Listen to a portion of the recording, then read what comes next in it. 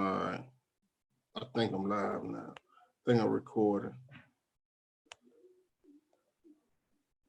All right, peace and black power, everybody. I want to welcome to another NCRBGZ Productions. Like we told y'all last week, we're going to try to come to the family once a week and talk about financial literacy. So we want to welcome you to the Economic Empowerment Roundtable. This is officially the second show that we're doing on this subject matter. And like always, you know, we want to thank you for taking the time out, your busy schedule, to watch the video, to give us feedback, you know, to say fuck you, to say whatever you want to say, whatever type of comment, you know, but we appreciate you taking your time out. And we just trying to bring forth some information to the family. And with that being said, I got an esteemed cast of panel members that I want them to have the opportunity to introduce themselves to you. So with that, I'm gonna mute my mic and let everybody have the opportunity to introduce themselves to the family. Hello, this is Richard Medley out of Arkansas. I am a financial advocate, and it's just an honor to be a part of this panel. Yeah, so peace family, it's brother in the back, Cafafriye, I'm Montuhotep, I'm a student teacher. I'm also glad to be a part of the panel tonight, and I'm just looking forward to the discussion. Peace to Master You. As always, just here to learn and grow and to offer some insight wherever I can, and also to gain insight wherever I can. That's my piece on that. This is Neb Up. I'm here for listening in. I might chime in a little bit. I'm here to listen and learn. That's basically it.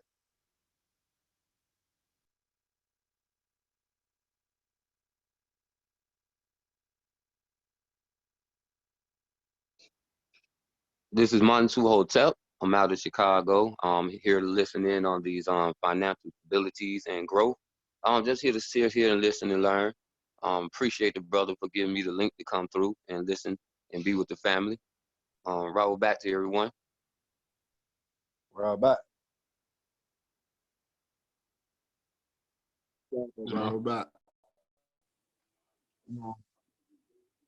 You know, and I thank everybody, you know, for giving that quick introduction. And, you know, with the coronavirus in the state of America right now, you know, we feel as though economics and financial literacy in the Black community is something that we have always been lacking. You know, our relationship with money, credit, and finances have always, we seem like we want it. We seem like we got a infinity for it and we love it. But when it comes down to talking about the issues pertaining to money or how to use your money, it seems as if people stray away from that. So what we wanted to do, we want to bring this information to you so we can hit it head on and we can talk about it, and we can also try to offer solutions or offer advice from some of the, you know, the pitfalls that we have had in our lives, and I'll also give you the opportunity to grow. So with that being said, I want to play a quick video, and y'all bear with me because, you know, technically I ain't like that, but we're going to try to make this thing work. We'll try to play a video, and then we can listen to Robert Kiyosaki. If you unfamiliar with the brother, well, the Chinese man, but he wrote a book, Rich Dad, Poor Dad. It's a good book. He actually has another book out, and I can't think of the name of it, but when it comes to me, I'll mention it. But I want to play something. This is a video that he put up yesterday, and I think is very prevalent to the situation of what's going on in the world today. So let me try to play this, and then we can talk about it.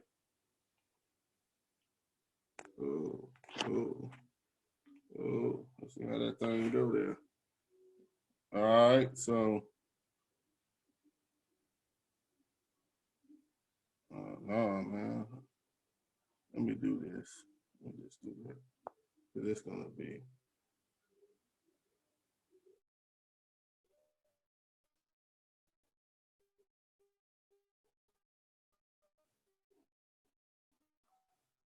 And y'all let me know if y'all can hear this. To me, it's this, that Paul Tudor Jones, and in my world, which is the not politically correct world, which I won't mention, but he's a god. I mean, not It's just, good sound. but in the world of what I call real men. Can y'all hear him? Jones is a god. Yeah, the sound was good. Young, a lot younger than me, but younger. But he just took a position in Bitcoin, I think it's 1 or 2%. Now, that's huge news. You know, and his comment was, Bitcoin today is like gold was in 1971. And so for those who are very young, you know, in 1971, gold was $35.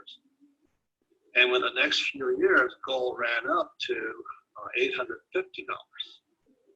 So for a guy that, you know, is a really smart guy, Paul Tudor Jones says, Bitcoin is like gold was at $35.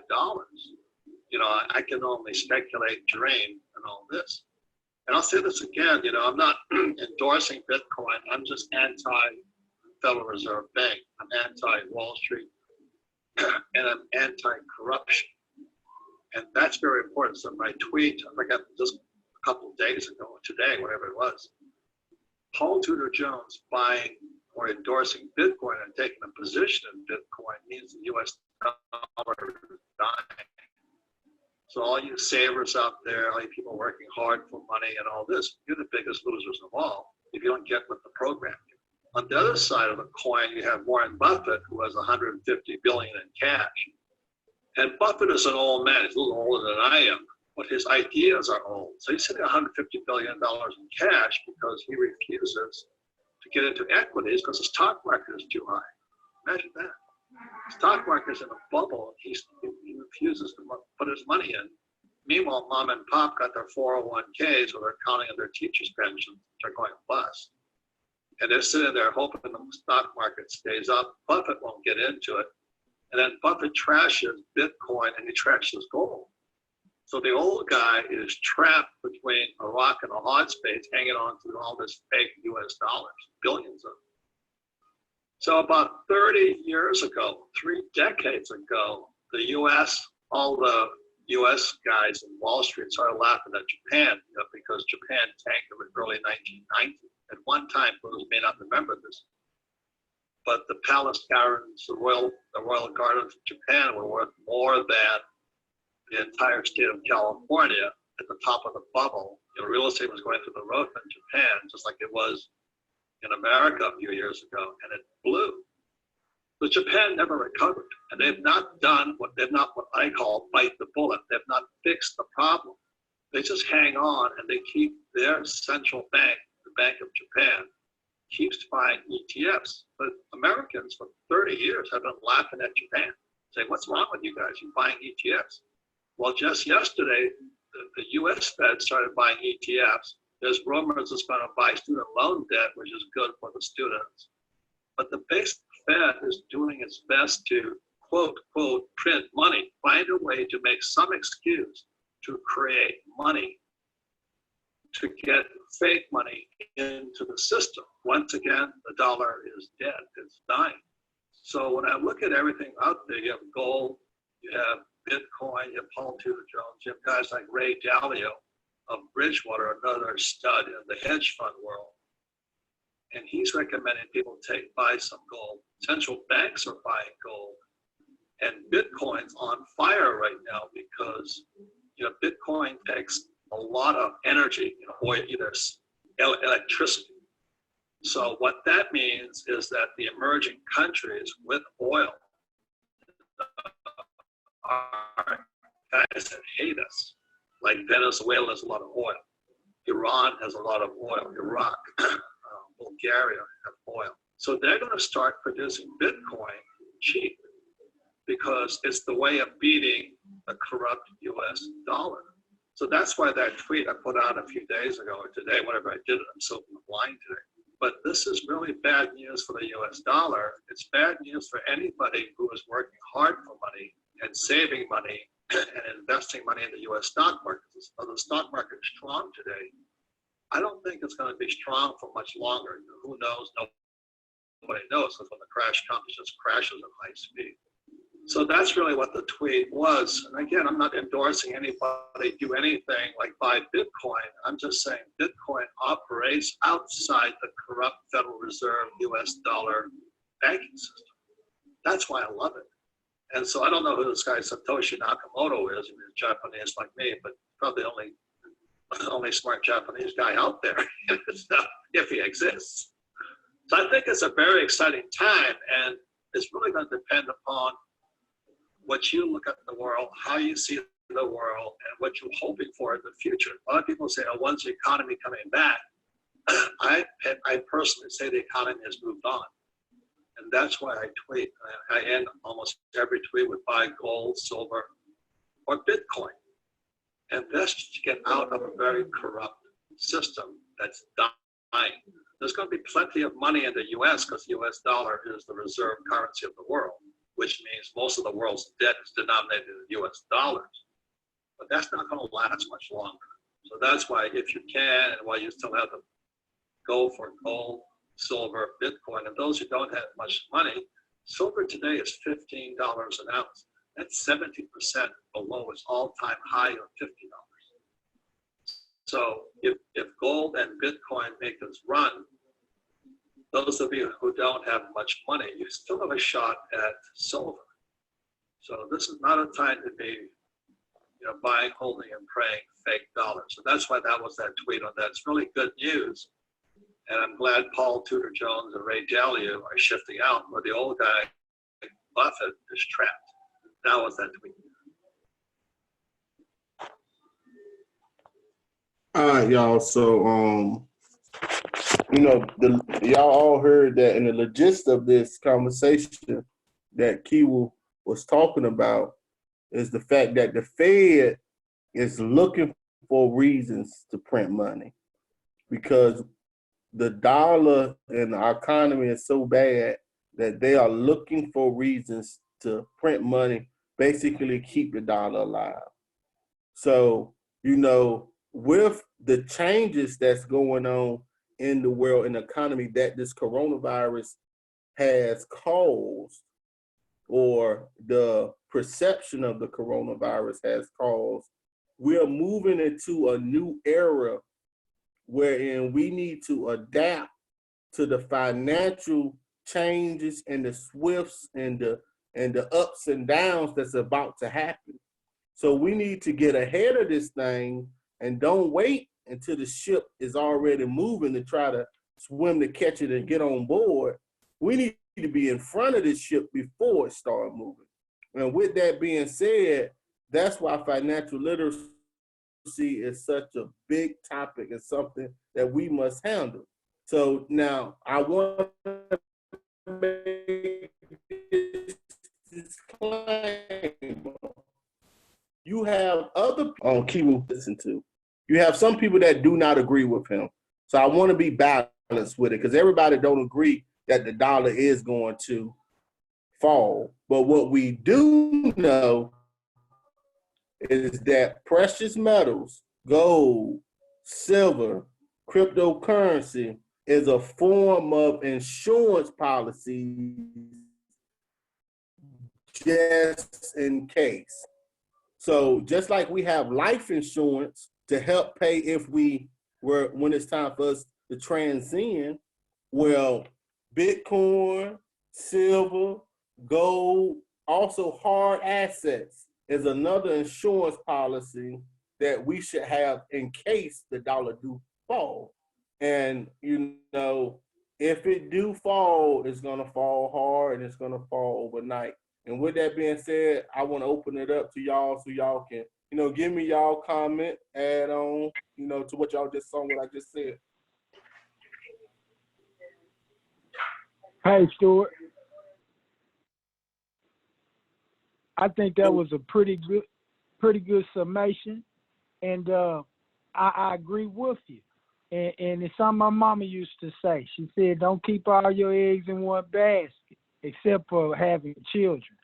But other than that, man, we have to learn how to diversify portfolios. get into all of the commodities and all the different little ventures as much as we can and pick the winners.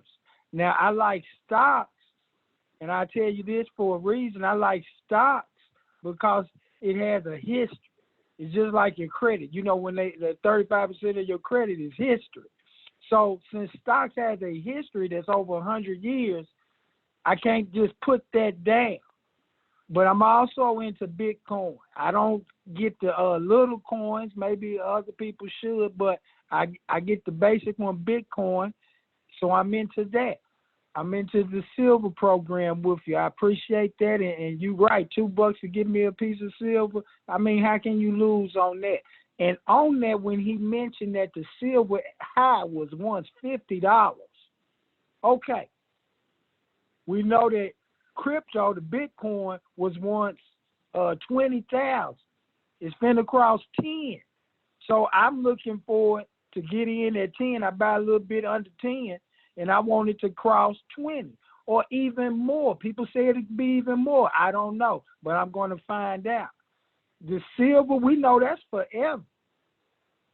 It breaks down into you if you collect coins or if you just want raw silver. It's all kind of ways to approach that. But the bottom line, you need to have insurance, term. If you're working on getting the long insurance, for now, get some term. So it's different ways to implement all of these strategies in your program to bring your family success. Let me add on to what the elder is saying. First thing, too, I know a lot of people wonder about the dollar collapsing. If the dollar collapses, there's going to be a lot of countries in turmoil, like China, Japan, and, China. I mean, I know China, Japan have issues, whatever now. There's a long history between both China, Japan, and United States in terms of, like, this foreign currency and money and stuff. And a lot of those people have stakes in the United States, so they don't want to see the dollar to fall. And with that, to add on to what the elder is saying, Bitcoin is something that's, to my knowledge, relatively new. It hasn't been around 50 years. It hasn't been around 60 years. It hasn't. So I wouldn't just go with my first thing, listen to Robert Kiyosaki. No disrespect to him. He has a lot of great information, but I wouldn't negate having like a savings account and negate having like an IRA or, or life insurance, et cetera, et cetera. He wasn't taught against all those things. I wouldn't go against, banks. I wouldn't do any of that stuff. But what I would do is I would be aware to what everything that he's saying. So, like, for example, maybe if I'm looking at my whole portfolio is 100%, I might take 5% and invest in Bitcoin. And that 5% could be, could be $5,000, $10,000, $20,000. $100,000 just depends on who the person is and what money they have available. And then also when it comes to precious metals are great. I personally don't own any. But I will say this with precious metals, and this is kind of how I feel. I would have a precious metal in case like there's doomsday or the whole world collapse, which I don't really see happening unless like, there's like some nuclear threat or, as some people say, the sun fall down or something like that. Nobody's going to walk around with a bunch of gold and silver walking around on them. If you do, you're finna get robbed. And if the world is in a situation like that, you better have tons of bodyguards to help protect your silver and gold. You better be ready to kill people on the spot. Now, I'm not saying that I wouldn't have silver and gold. It's not what I'm saying. I would, but they would be a very, very small part of my portfolio. That would be a very, very small part. If somebody stole my debit card, I can call and cancel it. Somebody stole my credit card, I can call and cancel it. If somebody stole my gold in my house or my silver, ain't nothing I can do about it. It's gone. There's nothing to protect at all. So, I wouldn't have any. I'm not saying I wouldn't have gold or silver. I would have. But again, I would have like millions upon millions of that stuff sitting around in my house. You would have to pretty much put it in some type of safe vault and drive to go get it, et cetera, et cetera. You get what I'm saying? So yeah, I agree. Just going back to agreeing with the elder, Bitcoin and precious metals, not saying I wouldn't invest into those things, but they would just be a smaller part of my portfolio. I would rather, keep my money tied up in savings, stocks, IRA, insurance, real estate, et cetera, et cetera. And that's my piece.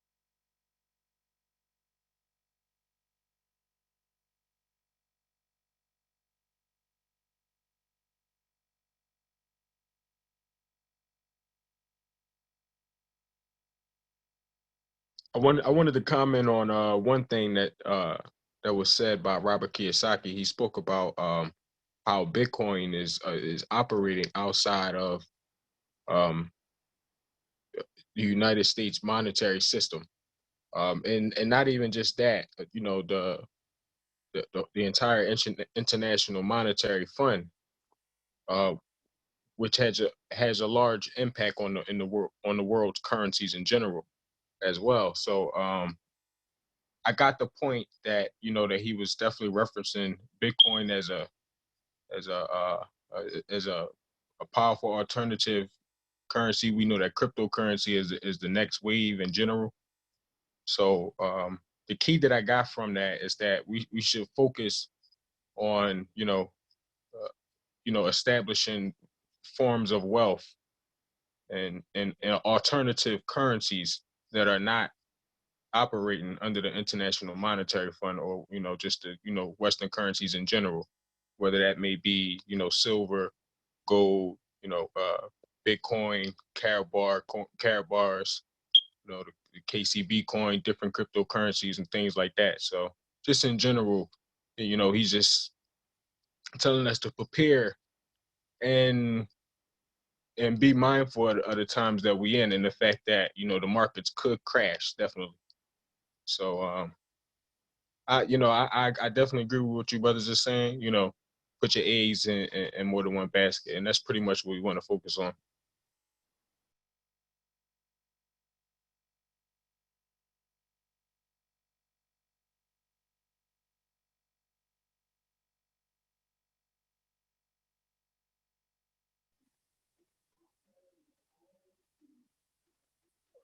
Okay. I thought the brother. Oh, Nev gone. Okay. All right, but yeah. I agree with all y'all, man. You know, you never want to put all your eggs in one basket. You want to be diversified, but like even in your diversity, just like in nature, you watch for signs and seasons, right? Because we as Africans, we look for signs and seasons. So it's always good to be wary when you have indications that something is going on out the ordinary. I'm gonna give you a couple prime examples. Um, the brother Kiyosaki talked about that guy who invested 1% of his portfolio in Bitcoin. That's like I wish I can pull it up to let y'all see like his information. That's major. That's major. It's major in a lot of different areas. Then you look at Warren Buffett, what Warren Buffett has been doing lately.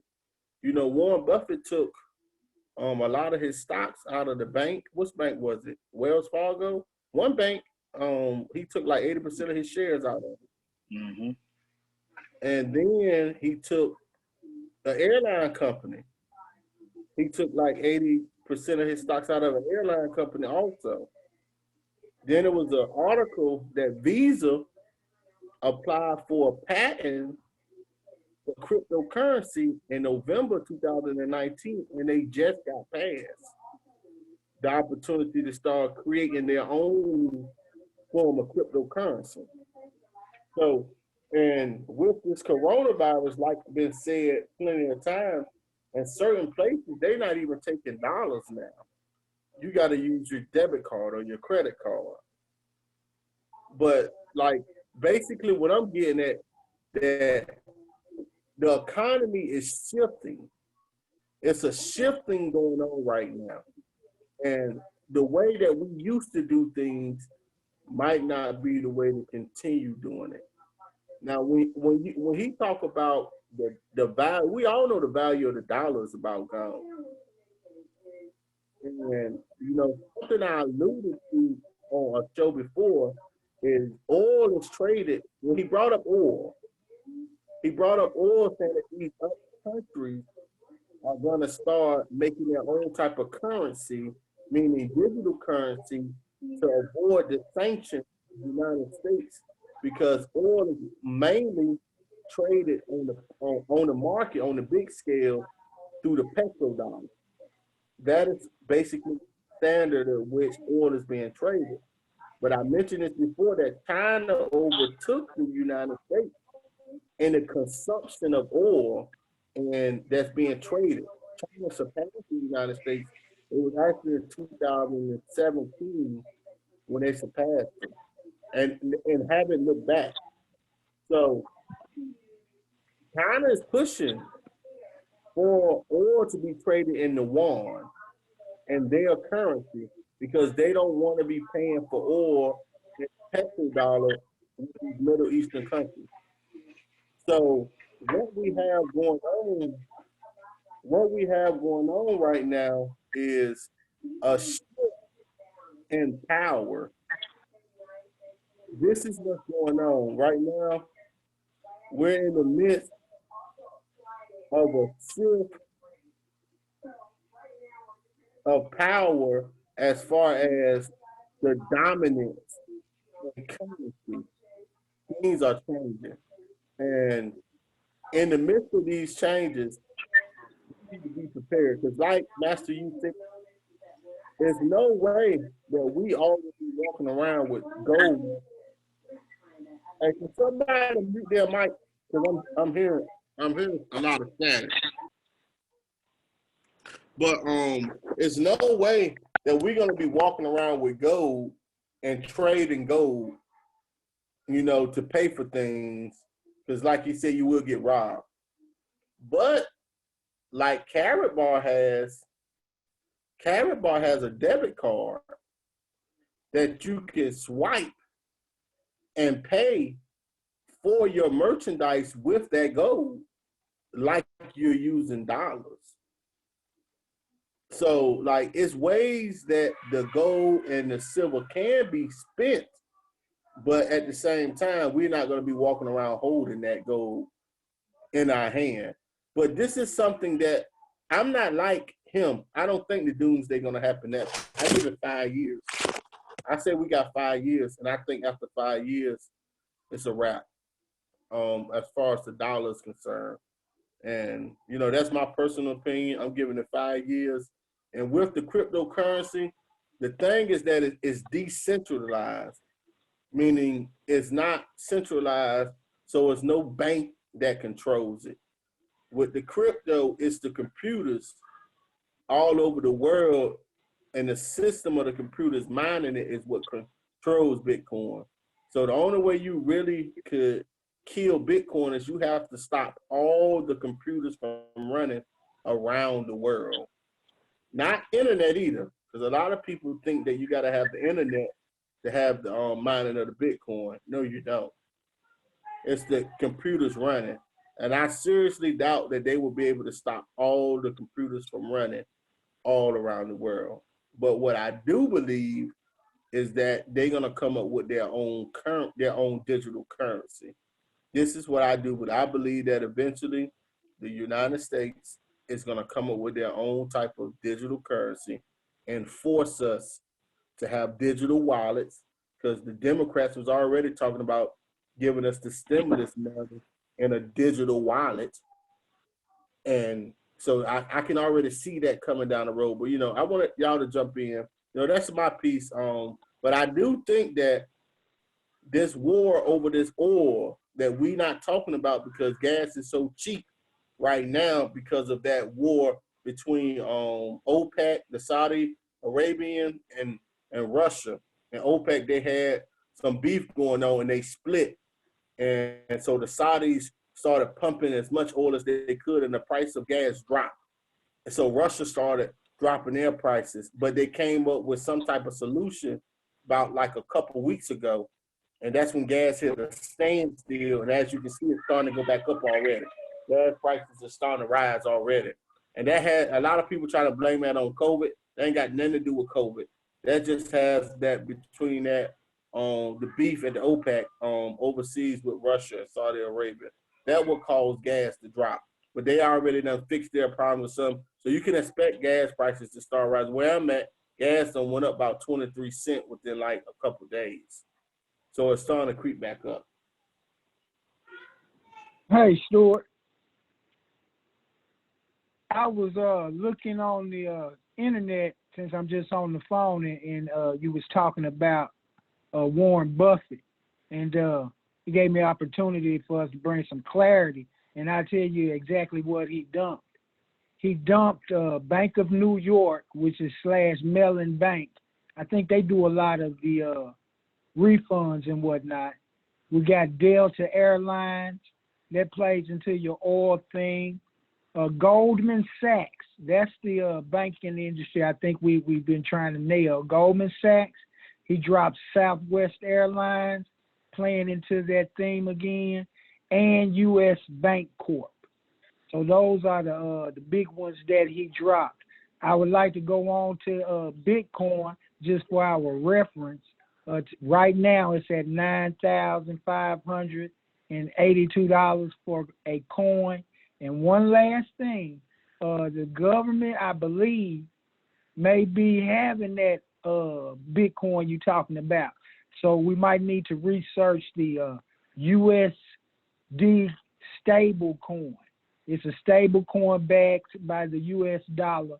And let's see how that figures into everything that's going on. Thank you. Okay, this is Master, you gonna add on real quick. Warren Buffett, obviously is he's obviously, very, very smart when it comes, to stocks, et cetera, et cetera. I'll hedge all my bets on what Warren Buffett, what he says, and if you study the stock market and history and stuff, people influence the market like just by doing small stuff. And it never said why Warren Buffett pulled this stuff out, and then why would Warren Buffett make it public that he pulled all these stocks out? Why? And sometimes companies will go and buy back stocks and people do all type of shady stuff within that industry, man, to kind of influence stocks and make stocks rise and fall down. He may have sold X amount of stocks, as Warren Buffett, but he may have turned around and bought them same shares under another company. We have no idea. So, when it comes to like studying the market, we have to, obviously look at people like Warren Buffett, et cetera, but also like, at least I've been taught to always question things and figure out why are people doing certain things. You're looking at talking about selling shares in like Delta Airline, et cetera, et cetera. We know that eventually this coronavirus will be gone. It's not going to last forever. This is not going to end the world. I mean, it could, but it's highly likely when it does, people want to go and travel. I mean, you can look right now, people are going to beaches and doing things, et cetera, et cetera. So they're going to be itching to go out and spend money when time comes. So, I would argue and say like something like Delta Airlines or something right now will be a great stock to go and buy into. Because I guarantee you, I don't know what the price that Delta Airline is selling now in terms of the market. But I'm quite sure that it was probably selling 3 or 4 times that before all this stuff hits. It hit. I think last time I checked, Delta Airlines may be like in the 20s. But I know before that maybe it was selling like in the 50s and $60. So you easily doubling. You're doubling your money. You are. And another thing, if United States if they do, which I think is very likely, if they create their own form of cryptocurrency or whatever it is, what I believe is because the United States has so much stuff already set up in place that your money will just roll over into whatever type of Bitcoin. Your money can be used as cash, Bitcoin, et cetera, et cetera. That's what I believe. So you could either, whatever money you have in the bank, you can use it as a form of cryptocurrency or however it works. I think, all that stuff would be laid out again because the United States is dug deep into so many other countries and so many other countries rely on the United States. A lot would have to happen. A lot would have to happen, man. But I do totally agree that United States will probably create their own form of currency.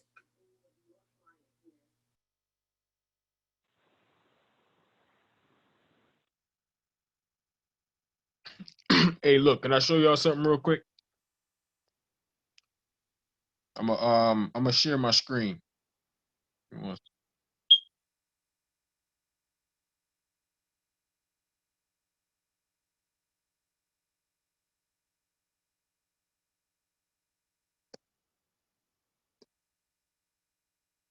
All right, let's try this. Okay. All right. Are y'all able to see this? Yes, I can see it. All right, so this is the Federal Reserve website, federalreserve.gov, right?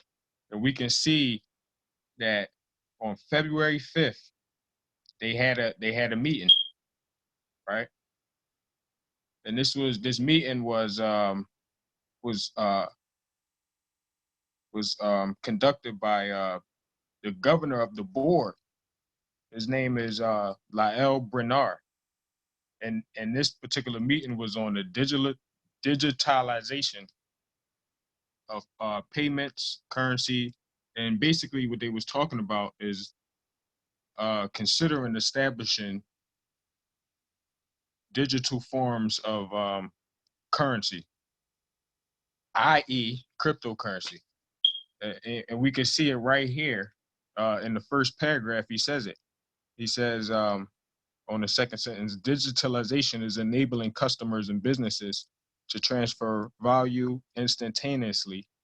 Technology platforms to scale up rapidly in payments, and new digital currencies to facilitate these payments. Transforming payments, digitalization has the potential to deliver greater value and convenience at lower costs. But listen closely to this, because these are the concerns. He says, but there are risks. Some of the new players, i.e., and these are my words, i.e., Bitcoin. Some of the new players are outside the financial system's regulatory guardrails, and their new currencies could pose challenges in areas such as illicit finance, privacy, financial stability, and monetary policy transmission. In other words, what they're saying is, these outside players, these new outside players, right, and their financial systems, because when you're dealing with cryptocurrency, they say it's backed by go ahead, give me the term, Stuart. It's decentralized. Well, It's no, I mean, decentralized. what do they call it? What are you talking about? How Say are it they able again. to transactions are done over blockchain? Over That's what the blockchain, yeah. Yeah, so that's the form. That's what protects it, and they have these concerns because it poses a threat to the United States, because and y'all, I'm gonna post a link to this, but anybody can go check out this what they spoke about in this meeting. And essentially what they were saying is that they're seeing these other cryptocurrencies as a threat to the United States. And so they have also set upon a bunch of regulations dealing with crypto. And this is something that we talked about before, where the cryptocurrency markets are still being manipulated from outside, not by blockchain, right, but by these governments like the United States.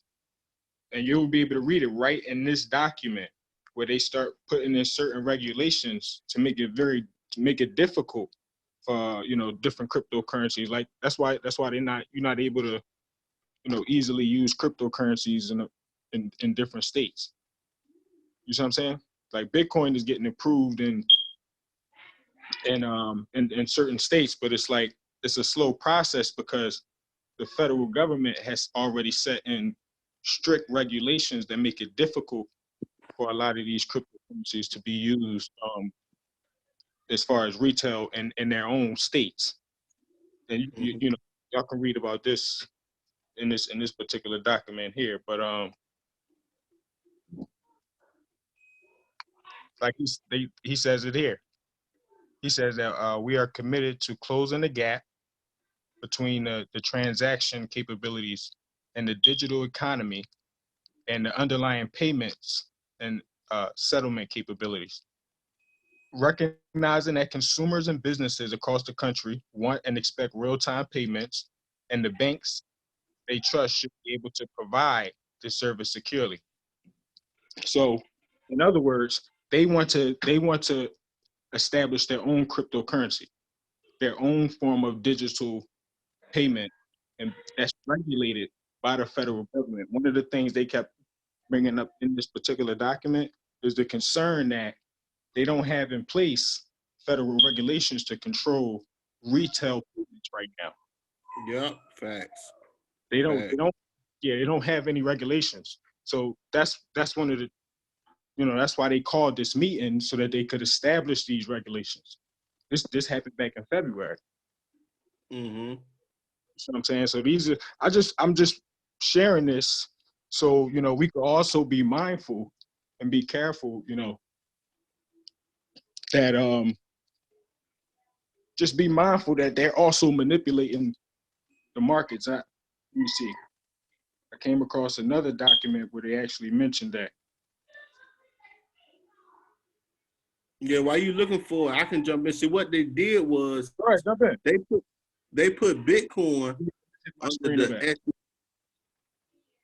they put Bitcoin under the Stocks and Exchange Commissions.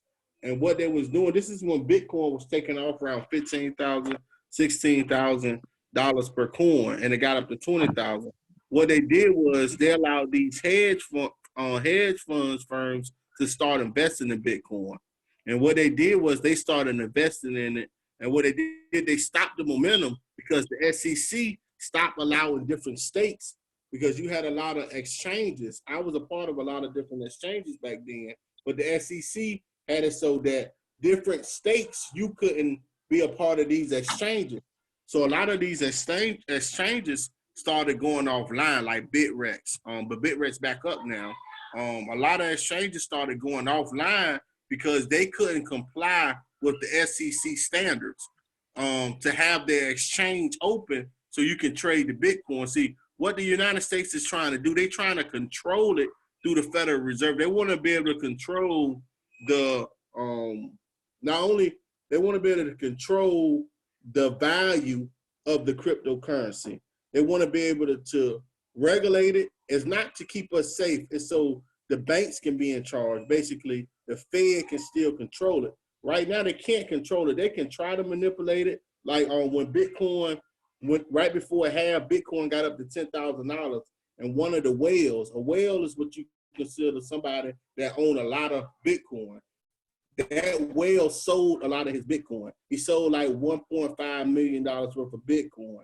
And what happened was Bitcoin dropped. It went down to around $8,500. But as you can see, after the whale sold that, Bitcoin still started picking back up its momentum.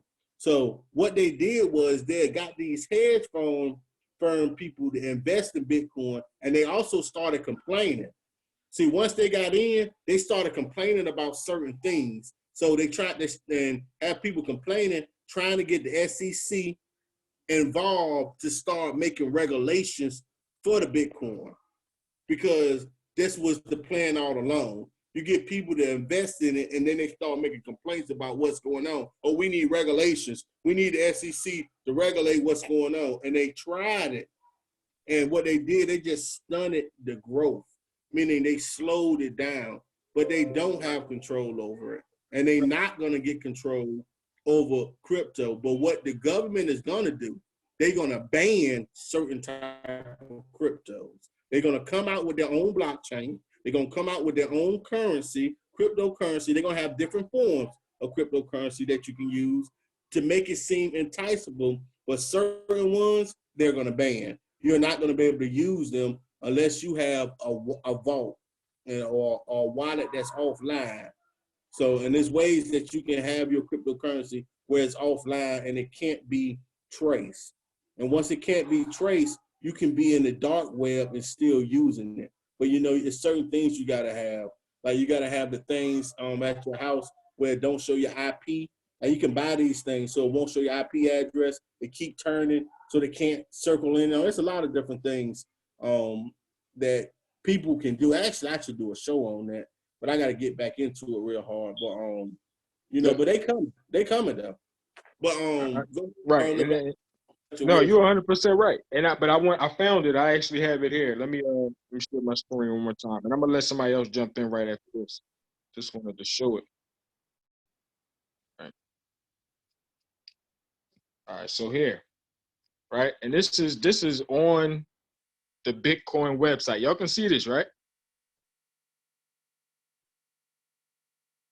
Can y'all see this? Yeah, we can see it, bro. We can see. I keep muting myself and forgetting that I'm muted. Okay, no, you good, you good. All right, so yeah, it says it right here, Bitcoin.com. Cryptocurrency markets moved by regulatory actions. Federal Reserve Bank paper shows. Then it says influencing cryptocurrency markets and prices. Last week, and this is April 20th. Said last week the Federal Reserve Bank of Dollars published a working paper entitled Cryptocurrency Markets Reaction to Regulatory News. The 18-page report is an updated version of a paper by the same authors previously published by the Bank International Settlements. It is authored by Raphael R., principal economist at the BIS and whoever, and the BIS head of financial stability policy and deputy head of monetary economic department. The paper explores effects of regulatory actions on cryptocurrency markets. The research found that the markets respond most strongly to news events regarding legal status of cryptocurrencies. News of general bans on crypto use, whether cryptos are securities, whether they will not be treated as a currency, or strict AML. Yeah, so yeah, this is exactly what you were saying, brother. Or strict AML/CFT measures have strong adverse impacts. News indicating possible legal frameworks for cryptocurrencies or initial coin offerings coincide with strong market gains. So they actually, did a report and did a study to, and found that these regulations were directly and still are actually, because this is, like I said, it's literally like just a few weeks ago, 2-3 weeks ago, this report came out. So I was just saying that, it's the proof is out there. The Bitcoin is saying it, Federal Reserve is saying it, they looking at it, having meetings, and we saying it, we already know it. So we just got to be careful. We already know not to put all our eggs into one basket. Don't buy all the Bitcoin right now, or put all your money into or whatever. But just take advantage of some of the stocks that's out there that we know are growing. You know what I mean? And also some of the cryptocurrencies that we know are not being affected by the regulatory these regulations that are being set up. So it's just all about doing your own research and being diligent, and just finding out and getting the facts. That's all I wanted to, I just wanted to share that.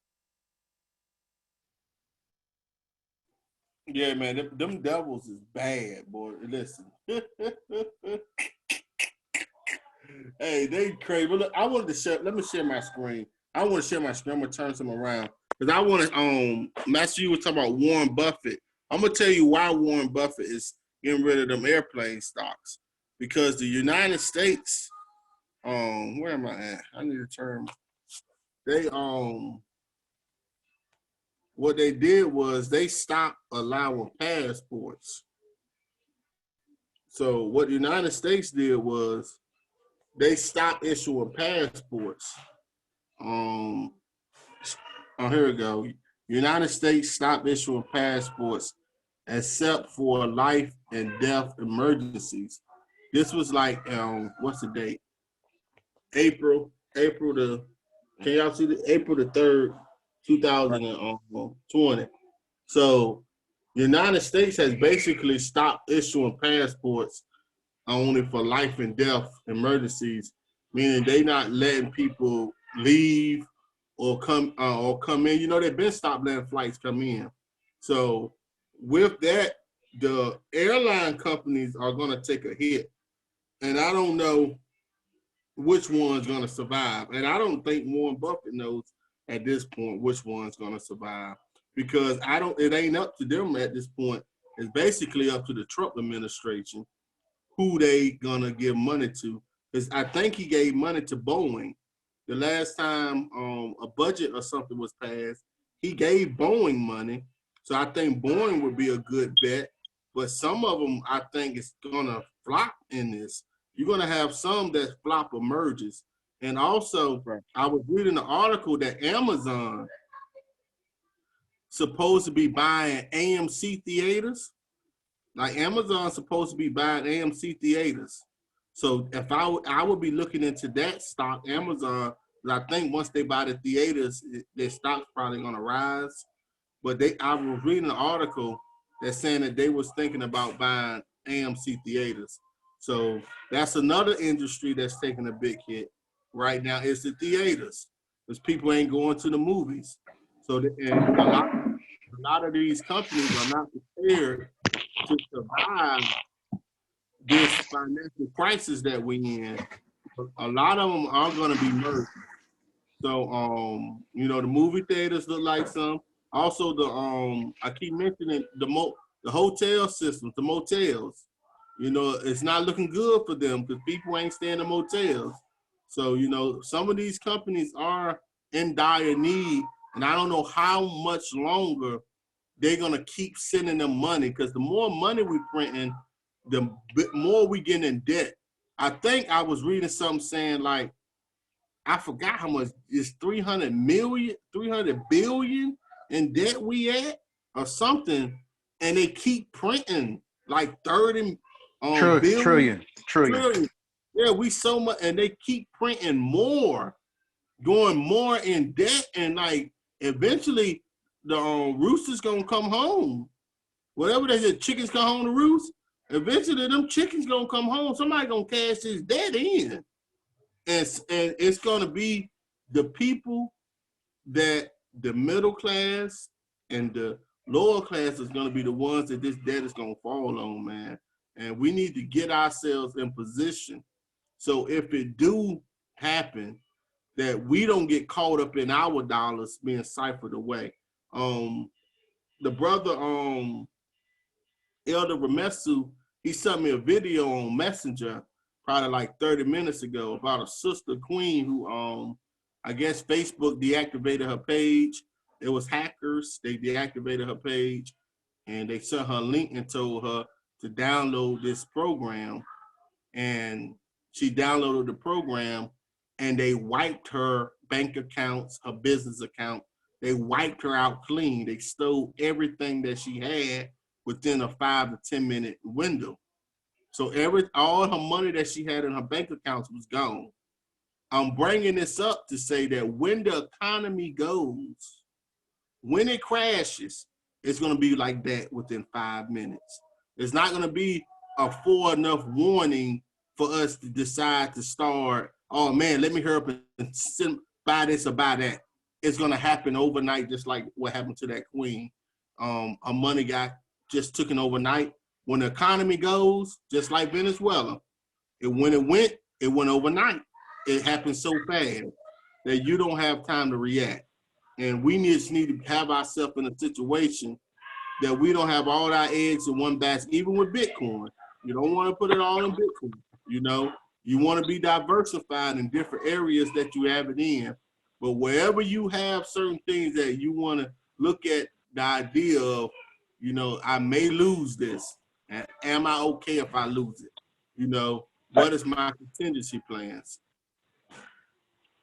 Hey, could I add on to that, Brother Stewart, about the queen that lost her account? Yes, sir. Go ahead. Officially, we are, me and you in particular, we are network marketers.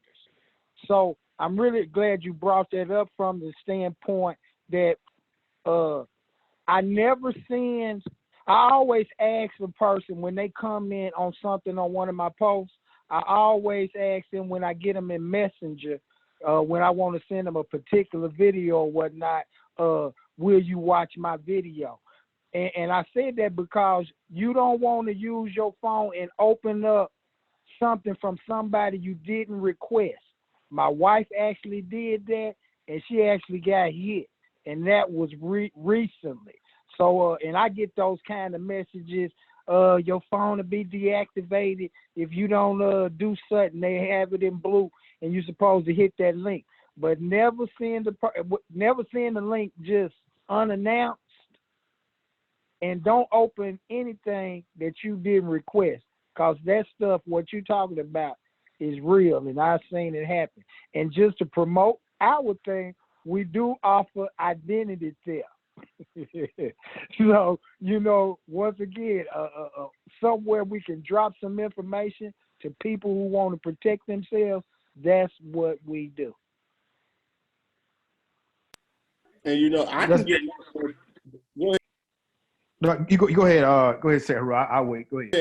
Back to you. I done talk so much. Get in here, brother. Oh, no, you good. I'll say this here too, man. This is just something. I've been got before, and I said I'll never get again. It won't happen. It will not happen. There's things that we a lot of times we focus on the wrong thing. We focus on getting likes on Instagram or trying to keep up with people, et cetera, and we don't do necessarily, or sometimes we rush too quickly into stuff without necessarily doing the proper mathematics with it. And the first thing is being aware and doing a knowledge of anything that you're doing. First of all, I would say I would go back to the importance of having a credit card, because if you have a credit card and and somebody steals or try to wipe out your credit card will refund your money, and you may have to only pay like $50 or whatever it is, and the rest of the money, you will not be liable for it, as opposed to different to with a debit card. With a debit card, it's gone. You may have to wait weeks or months so you get that money back. Another thing also is don't have everything coming out the same account. I wouldn't have $1 million or $2 million sitting in one account, and that's all the money I had, because if something was wrong with that one account, that is it. You get what I'm saying? And so you should have multiple accounts. You should have a savings account. You should have a checking account, have an emergency account. You got another account with this particular bank. That way, if something happens to one account, you have multiple you can kind of grab to make sure that give your life a sense of normalcy. At least it's what I do to myself. Any account that I have, like any type of investing, whatever like that, none of that stuff is tied to my housing account. It's not tied to my savings account. It's not tied to none of this stuff. I have dummy email addresses. When I sign up for something, I use a dummy email address. And I know if I go check any email from here, it's all dummy stuff. So I know what to check and what not to check. And so, like, just anybody doing any type of business checking, any type of email, you need to be aware of the things you do. And please do not, click on any random link and have like all this information tied to your phones. And we just give away so much free information about ourselves all the time. And I know we're just talking about how the sister opened up a link on a Facebook page, but right. But people, you give the world too much of you. The world does not need that much of you. Keep some privacy for yourself. The world should not know, and I'm not talking about a sister, this is not just me talking in general. The world should not know when you're going out on a date. It should know when you're about to take a shower. It should know that when all your kids is born. It should know the day. It should know everything. You're giving the world all the information that it needs about you. And so anybody with any ill intention knows everything they need to know. People have their phone number tagged to their Facebook account. You don't think nobody can hack and find your phone number and send you something? No, do not put all the information out on the web. Don't. This is me personally. I wouldn't do that. And I sure wouldn't have an account that I hold dearly tied to Facebook. Why would your account be tied to anyway? You get what I'm saying? And this is not an attack, but we must always be aware. And basically goes back to what we're talking about. Diversify. Don't have everything tied into one account. Imagine if she had her credit card tied to the Facebook account, and something happened, they try to wipe it. She could have called and said, "Hey, look, I had this particular situation," and they would have did their thing and said, "Okay, cool. You're liable for $50, but the $10,000, you don't have to worry about that. You just pay the $50." And that would have been a breath of fresh air. You get what I'm saying? That would have been a breath of fresh air. But I would never, and this is just me, you don't have to take my advice, I would never have my business or my account to where all my bills come out. I would never have that account tied to something outside of something that I do not know. I don't trust Facebook, which is why I don't have a Facebook page. I canceled it a long time ago. So, we just have to be wise into everything that we do. We can't be so quick to rush to give people our information. Don't be quick to rush into having an investment. Don't be quick to rush with anything. Always take your time and listen, observe, and do as much research as you can before you move forward. I'm a big believer in that you measure twice and you cut once. No matter how great you are, measure twice and cut once. That way that I know when I cut, I'm cutting with precision. I'm cutting with precision. I'm not just cutting because I want to cut. I'm cutting because I know there's a reason why I'm cutting. And when I cut, it's going to be right and exact. I'm not going to be over inch. I'm not going to be under inch. I've already calculated all of my risks. You get what I'm saying? So all of us should just do our due diligence in anything we do. And that's pretty much what I'm saying in a nutshell. That's all. And I hope I didn't offend anybody with anything I just said. Again, it wasn't an attack. It just, Oh, that's all facts. That's all facts. True. Because not to change the subject, I'm gonna give y'all a quick story about me and they trying to hack me. When you build a following on Facebook and you reach over a certain amount of followers, people start trying to steal your page because Facebook pay you for ads. So you got people making $20,000 a month on Facebook off these pages because Facebook paying for ads. So you got people making good money, not only on Facebook, on YouTube, off pages and followers. So once you reach a certain limit, a certain number, they start coming at you. So I'm gonna give you a quick story of what happened to me on one of my pages. The only reason they didn't get me because they had got my homeboy. So they got my partner junk, man. Took everything from him. He had about 100,000 followers, and they hit him with a DM, said they'll pay him X amount of money to do such and such. He went on with it, and soon as he gave him one thing, they booted him off his page, done everything, stole everything from the brother. The brother had to fight to get it back. He, called Facebook, because by Facebook paying you, you can trace, you can show where the money been coming in my account all the time. So Facebook understands. So he finally got his page back. As soon as he got his page back, they deactivated everything. So me knowing what happened to him, I done something different that he didn't do to kind of like have myself dummy proof. So it just so happened, man, they hit me up. They hit me up and they was like, yo, we offer you such and such and such and such. And I'm like, man, I know it's a scam because they done it to my partner. But they came at me with a different type of way. They changed their strategy.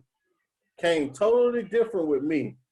And they was telling me that Facebook was going to shut my page down because I wasn't following policy, and I needed to go in and check the policy and verify that I will follow the policy. So, at first I ain't paying them no attention because I'm like, yo, if it's Facebook gonna contact me directly. So I ain't paying them no attention. I'm like, yeah, I ain't paying as much no attention. So the more I was getting closer and closer to the date, so I blocked them. I said, okay, because if you legit and I block you, that means like you can't get me, man. Yo, they sent me a message from Facebook after I blocked them. I was like, yo, they the real deal. So long story short, man, I went through the process, and as soon as what happened was they sent me a code. Like when you sign, what happened was as soon as you go through the link, you fill the server out, say I'll do it, and it sent me a link, and it was like, okay, we need you to re-sign into Facebook. And I was like, nah, man, why y'all signing me out and want me to sign back in? I'm like, why? I'm already signed into Facebook. So this is what I'm telling them, like, why you want me to sign out? Y'all keep signing me out. So why you trying to get me to sign back in? So I fought with them for a day. Finally, I done that shit, man. I'm gonna tell you, bro. They sent me a code, and that's what I didn't catch was the code. because they sent the same code twice. And usually when you get your codes, you get different codes. I didn't catch that because I was trying to beat the deadline. Yo, I'm gonna tell you something, man. Soon as I put my code in and I signed in, they started, because I got multiple Facebook accounts because I don't play with them. I know how to work them. But they started slowly just kicking every Facebook account I had off my page. And I had no access to it, right? But luckily, I was smart enough because of what happened to my partner. We all work together. So we teaching each other, look, this is what happened to me. So to make sure it don't happen to you, this is what you do. You know, we all working with each other. And just so happened, I had done something that it kicked me off all my pages. But the page that controlled the money, the page wherein the money was going from Facebook, they didn't have access to that one. So they was done. They were fried because I signed in on the dummy page. I didn't sign in on the real one that controlled the money. I signed in on my dummy page. But from my dummy page, they started cutting every page I had off. So I'm like, yo, so now I left work. I'm like, yo, it's so serious with me. I left, I said, I gotta leave work, man. I gotta fight this. So I'm on my phone, and what happened was they couldn't get no money. And they realized it. They realized that I dummied. They realized that they got fucked. But basically, like, I played them. But I still was scared. And then they sent me a message that said, you need to sign in with the page that controls the money. Yo, no, they didn't. Yo, bro, I screenshotted it. They said that I need to sign in with the page that is control the finance.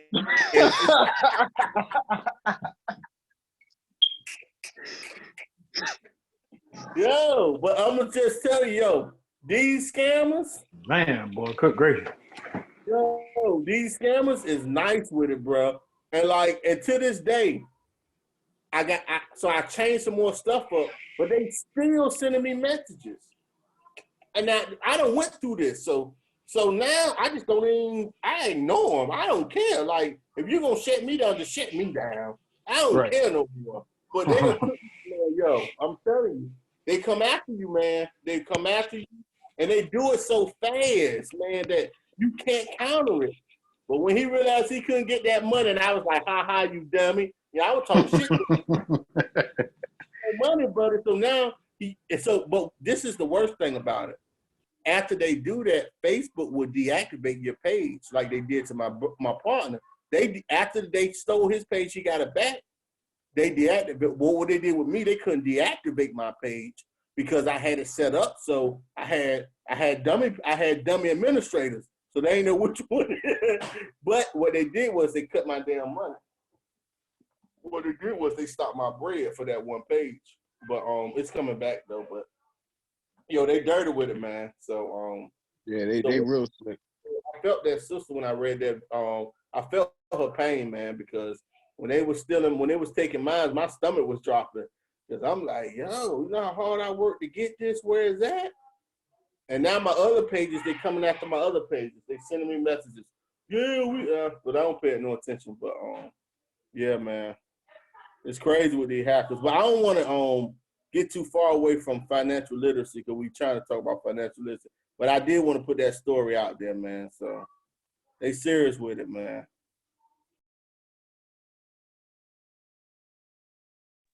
Yeah, we just gotta be mindful of the scams that's going on. It's not even just the people out there, it's also government agencies. So you gotta be mindful all around. And bro, you hit it right on the head, because that's what I actually believe it is. I believe that it's the government that does that, because they come after conscious pages. They take conscious pages. And I really believe that's who it was. I tell people, I think, because the government got people that hack too. The government hacks too. And all the pages that get taken like this are conscious pages. They hired them. Strong content, I mean. But go ahead, go ahead. Y'all can get in, man. I mean, I ain't really got too much to say on this topic. Well, you know, we can kind of move on, but I think you definitely you hit it right on the head. You know, I was just raising the point. You know, you got to be mindful of all of this corruption that's out here, even in the light of you know us trying to do our best to adjust. Yeah, absolutely. But Stuart, I'm a basically piggyback off what all you all are saying. This master you and kind of also preluded to make it make sense to financial literacy. Um, there's a quote that says, "If you want peace, prepare for war," and I feel like in all aspects of your life, that's how you should always be preparing, for war. So you set yourself up having like defense mechanisms in place and offensive mechanisms in place to make sure that everything is okay. Because if you think everything is always going to be good, then when war happens or a bad time happens, you find yourself as the old adage says, with your pants down. You're not prepared, and you kind of caught lacking. And so, like, we're talking about cryptocurrencies and diversifying your portfolio. And I know there's something that we said in the very, very first financial literacy show, that you held. But I'm telling you, one of the best things you can do in terms of finance with finance is to sit down with yourself or your spouse or whoever it is that you're with and come up with a game plan.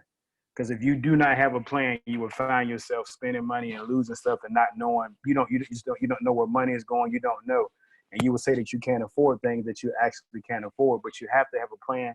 And again, I know I said this in the first show. You gotta have a budget. You gotta have a budget. That budget, and you gotta be able to stick to it because that budget will show you what you can afford, what you can't afford. It'll show you where you can cut expenses. It'll show you that maybe I can save $10 a month, whatever it is. Your budget will show you. But if you walk around aimlessly without a budget, you walk in, and then you have your tail between your legs because you don't know. And people, and honestly, people should be checking their bank accounts every. You shouldn't wait 3 or 4 days before you check your bank account. You shouldn't do that because sometimes you can have like expenses coming out that you had no idea was coming out, or you signed up, you thought you canceled some type of subscription, and that subscription is still is still coming out. Just certain things you may not know. So I encourage people to always be on top. Be on top of what's going in and out of your accounts that you have. Whether you have one or two. And the last thing I'm gonna say, man, before I be quiet and say my piece is, I know a lot of people are against having like a savings account. I have a savings account. I have a couple of investing accounts. But like I understand like the power of savings. I know, like people will say, having a savings account, is bad. It don't necessarily give you any money in return. Online banks really give you more money in return than actual brick and mortar. But the importance of having a savings account, one is because that's tangible money you can get real quick. You can, like, if I have money tied in the stock market, you got to sell that money and then get that money transferred to you, and blah blah blah. Sometimes you just don't know how long this stuff can take. You got real estate, you got to sell this and turn that money liquid, whatever it is. If it's in life insurance, you got to do so much stuff to get that money. But if an emergency happens today, I'm not worried about an interest rate. I'm worried about being able to get that money quickly and fast. Whether it's like for a medical emergency, or if or like your tire, busts out, or whatever situation you may have. So I encourage everyone to have some type of a savings account for an emergency. Whatever you have in there is completely up to you. Whether you want to put 3 to 6 months or have $1,000, $500, I don't know what your expenses are. I have no idea. But I'm telling you, there's a peace of mind with having a savings account. You can literally save money to go and invest the money. You can do that. So me, I'm a big proponent. And again, I know a lot of people are not all with savings, but I strongly believe in investing in all those things. But savings to me is something I think that everyone should do. Everyone should have some type of savings account, just an emergency savings. Let me say, I'm sorry, an emergency savings, just in case of an emergency. That way, if something happens, although you may be worried, you have enough to cover it. If your engine goes out in your car, although you may be worried, you have enough money to cover it. You get what I'm saying? And that gives you some sort of peace of mind because you plan for those things to happen. So, yeah. And yeah, that's my piece.